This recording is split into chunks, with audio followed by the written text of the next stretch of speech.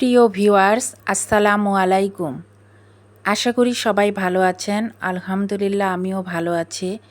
মুক্তার শখের রান্না থেকে সবাইকে স্বাগতম। তো আজকে আমি ব্রেড ক্রাম্ব তৈরি করব। এই রেসিপিটি আপনাদের সঙ্গে শেয়ার করব। তো চলুন রেসিপিটি শুরু করা যাক।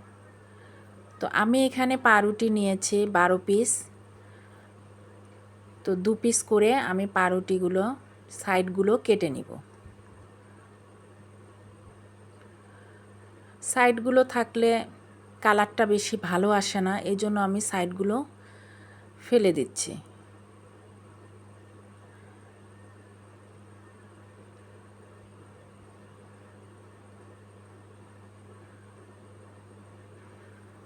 তো সাইডগুলো আমি রেখে দিব, সাইডগুলো ফেলবো না।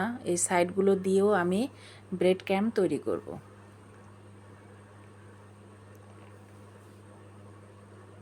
এখন পাউরুটি আমি টুকরো করে নিব। এটা ছুরির সাহায্যেও করা যেতে পারে, আবার হাত দিয়েও ছিঁড়ে ছিঁড়ে করা যাবে। এগুলো এখন আমি সবগুলো পাউরুটি টুকরো করে নিব।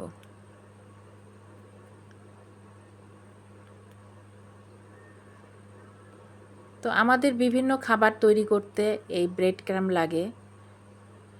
আমরা টিকিয়া, কাবাব এগুলো তৈরি করতে, আলুর চপ, অনেক কিছুতেই আমাদের ব্রেড ক্রাম্ব লাগে।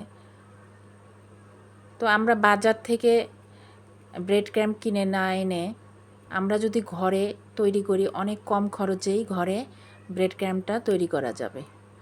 তো আমার এখানে কাটা হয়ে গেছে, টুকরা করা হয়ে গেছে। এখন একটা ব্লেন্ডার জারে আমি এগুলো নিয়ে ব্লেন্ড করে নিব। তো আমি প্রথমে সাদা ব্রেড ক্রাম্ব তৈরি করব।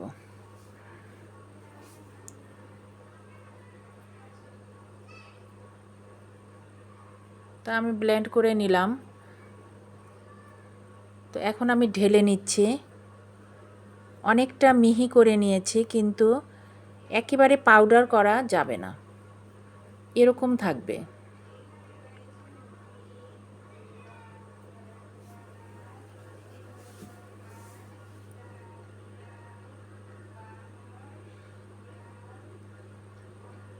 এখন আমি একটা ভারী পেন নিয়েছি। এটা ভারী নিতে হবে, পাতলা নিলে পুড়ে যাবে, ভাজার সময় পুড়ে যাবে। এখন চুলার আঁচটা কমিয়ে অনবরত নাড়তে থাকতে হবে।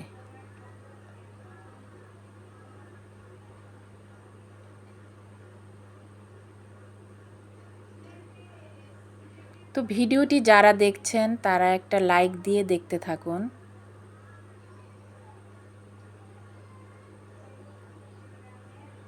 তো রেসিপিটি ভালো লাগলে একটা লাইক, শেয়ার, কমেন্ট করবেন, একটা সাবস্ক্রাইব করবেন। যারা সাবস্ক্রাইব করেছেন তাদেরকে অসংখ্য ধন্যবাদ।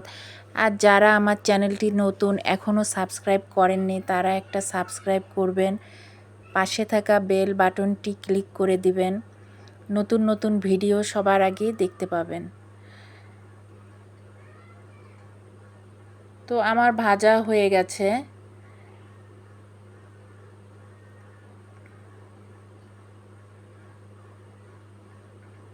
এগুলো এখন একটা পাত্রে ঢেলে নিব।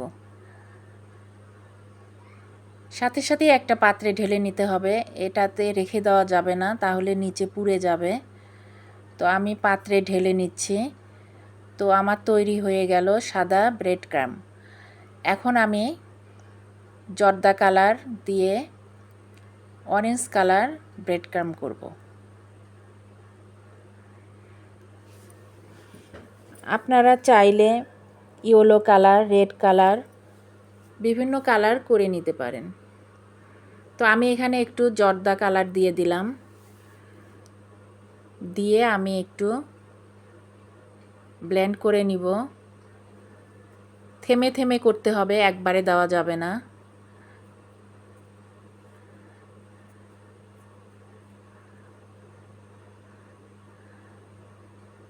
তো হয়ে গেল আমার অরেঞ্জ কালার ব্রেড ক্রাম্ব।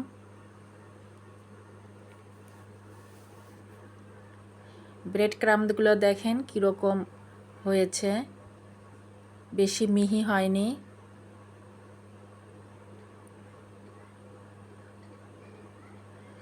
তো একইভাবে এটাও আমি একটা ভারী প্যানে ভেজে নিব। অবশ্যই ভারী প্যান নিতে হবে, পাতলা প্যানে ভাজা যাবে না।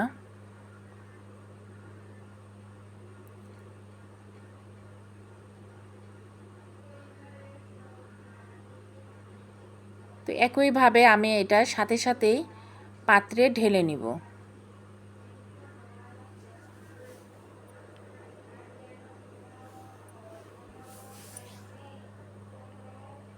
তো হয়ে গেল আমার অরেঞ্জ ব্রেড ক্রাম্ব।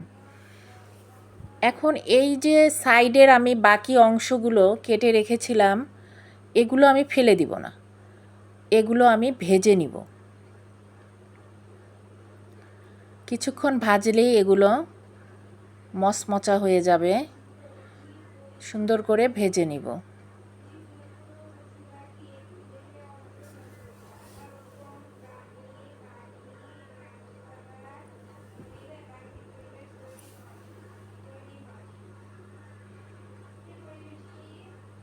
উল্টা পাল্টা করে কিছুক্ষণ ভেজে নিলেই এটা সুন্দর মচমচে হবে।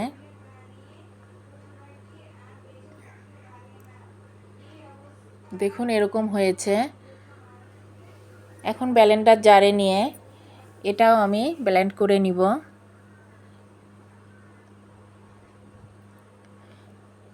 এটাও আমি ব্রেড ক্রাম্ব তৈরি করব।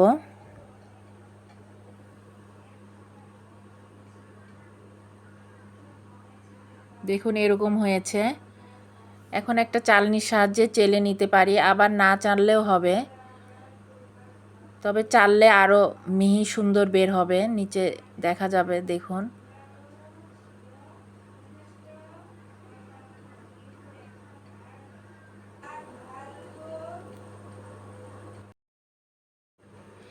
এই ব্রেড ক্রাম্বগুলো একটা এয়ারটাইট বক্সে ভরে নর্মাল তাপমাত্রায় রেখে প্রায় 2 মাস সংরক্ষণ করে খাওয়া যাবে।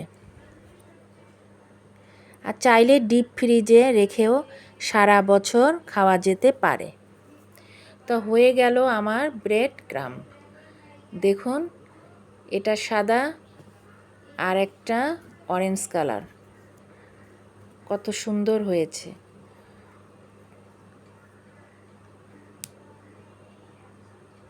তো আমরা কম খরচেই বাসায় তৈরি করে নিতে পারি। আর সাইডের অংশগুলো দিয়ে এরকম হয়েছে দেখুন।